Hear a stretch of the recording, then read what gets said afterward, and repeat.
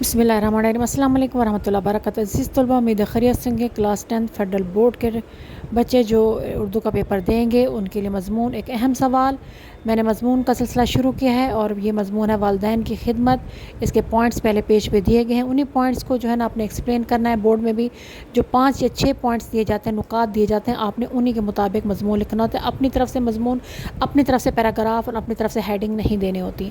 जो बोर्ड ने पूछा होता है अपने नुकात में, अपने पॉइंट्स में, वो जो 5 या 6 होते हैं, आपने जस्ट उसी को एक्सप्लेन करना होता है।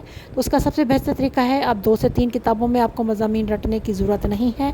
आप जस्ट 2 से 3 किताबों से मज़ामीन अच्छी तरह सारे के सारे पढ़ लें और फिर जो भी बोर्ड में नुकात आते हैं आप उसको इंशाअल्लाह ताला एक्सप्लेन करने के काबिल हो सकेंगे।